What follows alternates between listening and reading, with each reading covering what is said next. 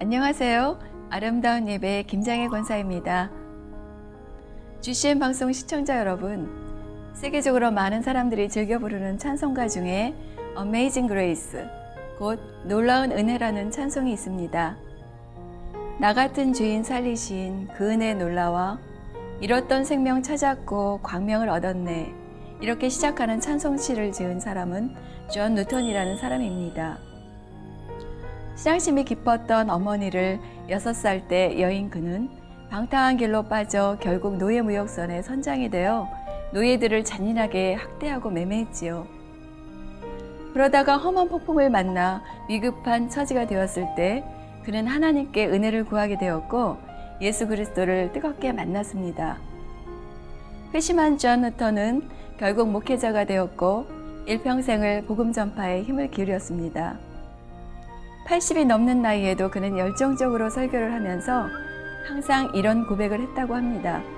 비록 내가 기억력이 약해졌지만 2가지 사실만은 똑똑히 기억하고 있습니다. 하나는 내가 죄인이었다는 사실이고 다른 하나는 예수 그리스도가 나를 구원하신 위대하신 구주라는 사실입니다. 우리 시청자분들의 고백은 어떠신가요? 모든 기억이 사라진다 해도 결코 지울 수 없는 하나님의 은혜를 마음에 새기며 아름다운 예배 시작합니다.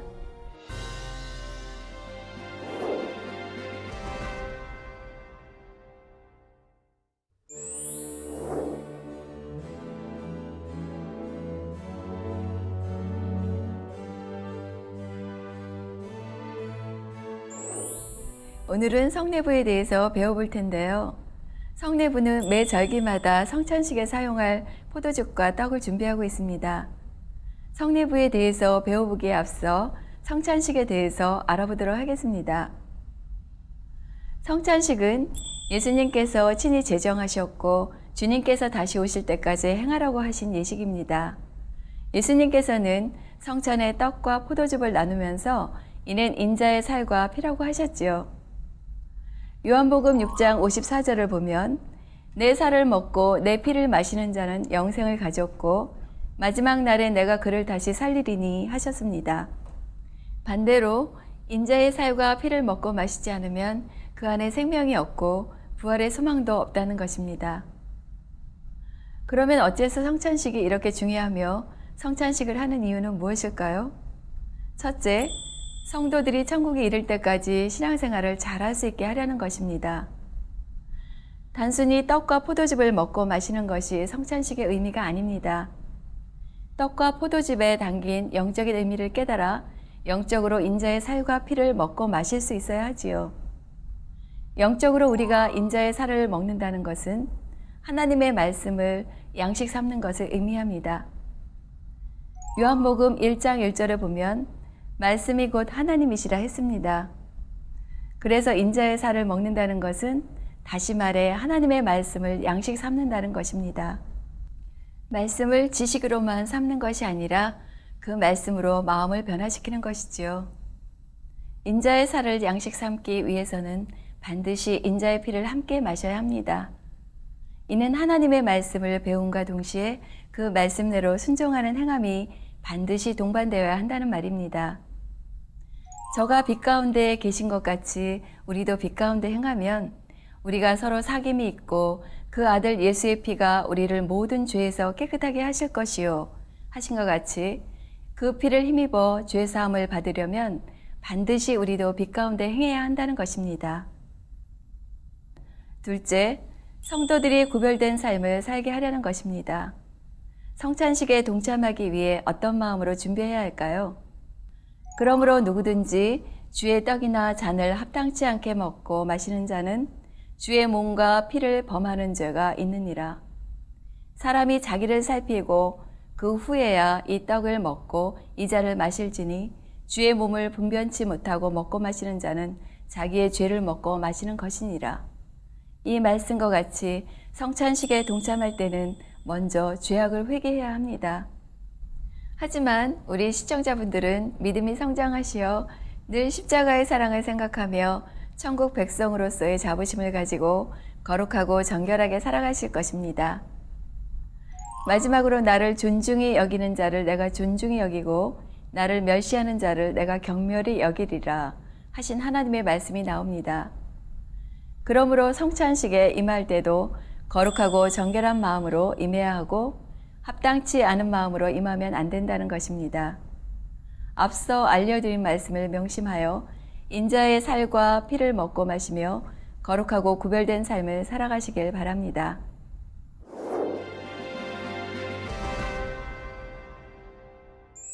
그럼 본격적으로 예배국에 속한 성례부에서 하는 일에 대해서 알아볼까요? 앞서 말씀드린 대로 성례부에서는 매 절기마다 성찬식에서 사용할 포도즙과 떡을 준비하는데요. 포도즙은 1년에 한 번 성례부 부원들이 직접 담아 매 절기마다 사용합니다. 그럼 포도즙을 담글 포도는 어디서 구매할까요? 함께 가보시겠습니다.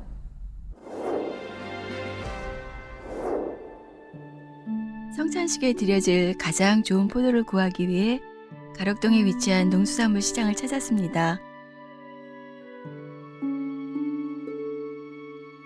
이곳에서는 다양하고 질 좋은 과일들이 도매 혹은 소매로 매매되고 있는데요.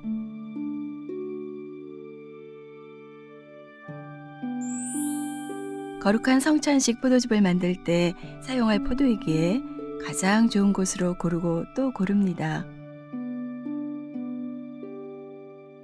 저희가 구매할 포도의 종류는 캠벨인데요. 알이 꽉 차고 당분이 하얗게 새어나온 것이 좋습니다. 필요한 만큼 포도의 양을 정하셔서 구매하시면 되는데요. 포도즙을 담그는 날과 가까운 시일에 포도를 구매하시는 것이 가장 좋습니다.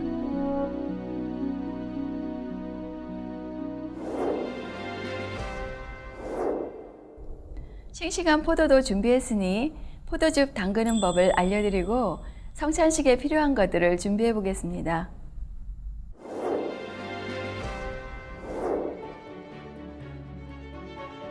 포도즙은 1년에 한 번 담가 매 절기 때마다 사용하는데요. 준비물로는 항아리, 솜, 여과지, 비닐, 고무줄, 흰 장갑, 유리병 등이 필요합니다. 포도 10kg에 설탕 5kg 정도를 사용하는데요. 비율은 포도의 2분의 1, 반 정도의 설탕을 준비해 주시면 됩니다. 보통 포도가 나오는 시기는 매년 7월에서 9월입니다. 그래서 저희는 포도가 절정인 8월 말에서 9월 초에 담그고 있습니다.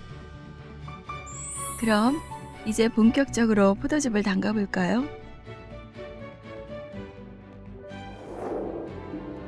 먼저 포도를 닦아 주셔야 하는데요. 포도는 씻지 않고 흰 면장갑을 낀 후 포도알을 한 알 한 알 따서 깨끗이 닦아 놓습니다.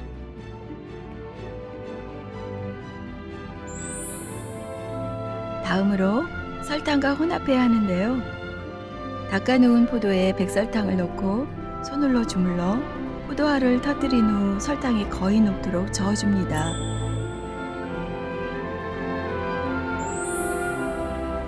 설탕이 거의 다 녹았다면 항아리에 담아 바로 식혀줘야 하는데요.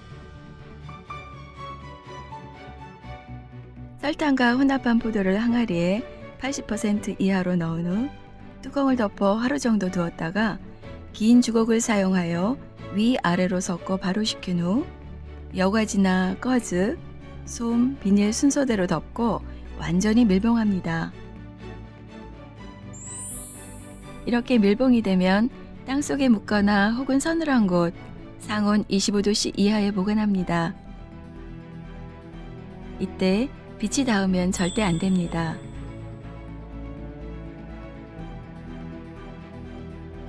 (2 개월) 이상 발효시킨 후에는 포도즙을 걸러줘야 합니다. 처음에는 거친망에 짜지 않고 걸러만 주는데요.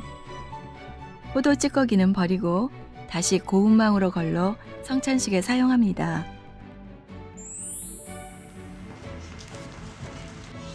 또한 성찬식에 사용할 떡과 포도즙을 만들 때는 마음과 언행을 주의해야 하는데요.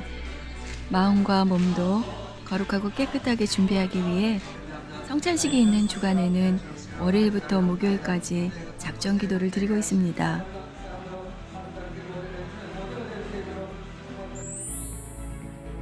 성찬식 한 달 전부터는 장례식에 참석하지 않으며 부득이하게 다녀온 경우에는 성찬식 준비 봉사에서 제외하게 됩니다. 포도즙을 담글 때와 성찬식이 있는 주일 아침에는 당회자님께 기도를 받고 시작합니다.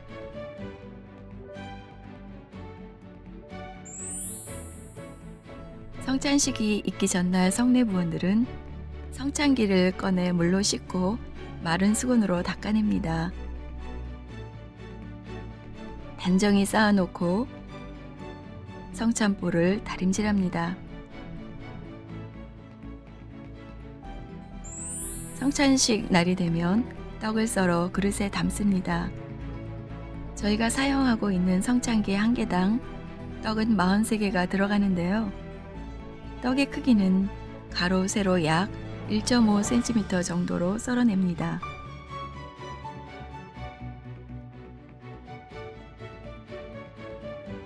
포도즙 잔은 43개로 나눠 담으며 잔에 넘치지 않게 채웁니다. 떡과 포도즙을 모두 담으면 단으로 옮겨 쌓아놓고 전날 미리 다려놓았던 성찬볼을 덮어둡니다.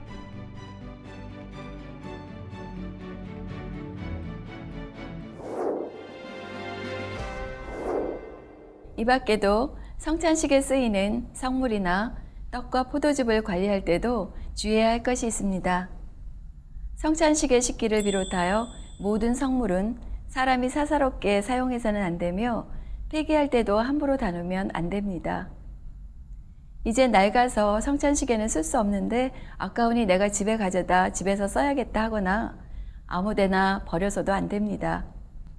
그런 일이 허용되기 시작하면 사람들의 마음이 무뎌지므로 하나님의 것을 거룩히 여기는 마음이 흐려지게 되는 것이지요.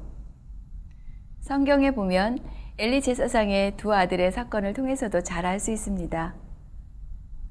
단에 올려 기도받은 떡과 포도즙은 구별된 것이므로 성찬 후에 남았다고 해서 개인적으로 먹고 마시면 안 됩니다. 성전 동편에 땅을 파고 묻거나 부어야 하지요. 아직 기도받지 않은 포도즙은 잘 보관했다가 다음 성찬식 때 사용하면 되겠습니다. 떡의 경우에는 단에서 기도받지 않은 것은 남았을 때 믿음이 있는 분들이 먹어도 가합니다. 이렇게 성찬식에 관련된 것만 아니라 하나님께 속한 모든 것을 귀히 여길 수 있는 여러분이 되시기를 부탁드립니다.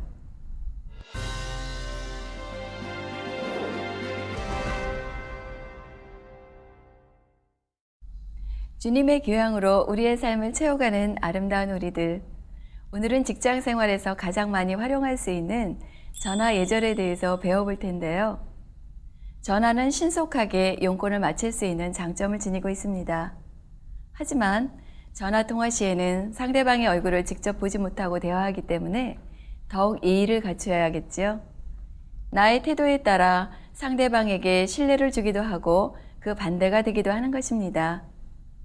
그럼 오늘 배울 전화 예절을 통해 우리의 모습을 점검해 보시겠습니다. 먼저 전화 받는 매너에 대해 살펴보겠습니다.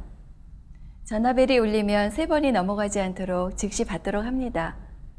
벨이 여러 번 울린 후에 받는 것은 신뢰가 되기 때문에 사정이 있어서 늦게 받은 경우에는 늦게 받아서 죄송합니다 라고 먼저 말하는 것이 좋습니다. 다음으로 전화를 받으면 회사명이나 부서명 그리고 이름을 밝힙니다. 예를 들어 안녕하십니까 GCN 방송 예능팀 누구누구입니다 하시면 됩니다. 자신의 부서와 이름을 넣고 다시 한번 해보실까요? 안녕하십니까 GCN 방송 예능팀 누구누구입니다. 전화를 받자마자 인사도 없이 여보세요 또는 어디시죠? 라고 하는 것은 좋지 않습니다. 상대방을 확인했다면 인사를 합니다. 만약 이름을 밝히지 않으면 실례지만 누구십니까? 라고 물어 재차 확인합니다. 다음으로 메모할 것을 준비하고 용건을 듣습니다. 전화를 왼손으로 받고 메모지를 준비하는 것이 좋습니다. 용건이 끝나면 통화 내용을 다시 한번 확인합니다. 그리고 통화가 마무리되면 상대방에게 인사를 하고 상대방이 전화를 끊는 것을 확인한 후 전화를 끊습니다. 다음으로 전화를 거는 법을 배워볼까요? 통화가 연결되면 먼저 자신의 소속을 밝힙니다.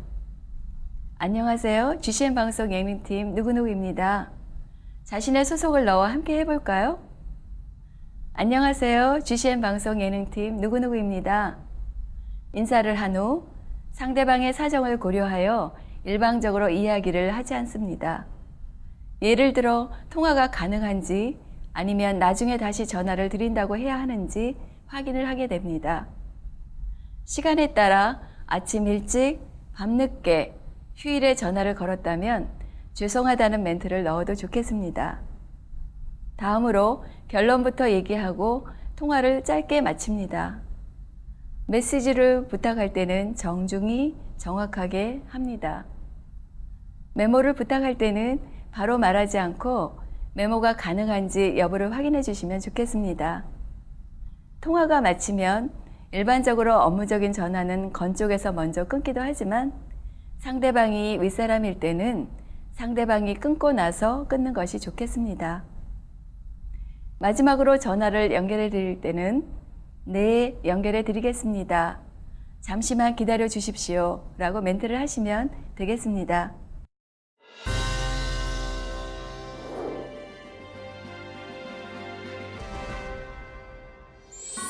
GCN 시청자 여러분, 오늘은 성찬식의 의미와 성례부에 대해서 알아보았습니다.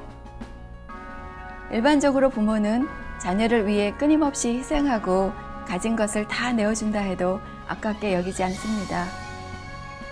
내가 배고파도 자녀들이 배부르면 행복하고 내가 고되어도 자녀들이 잘 될 수 있다면 어떤 고생도 이길 힘이 오지요.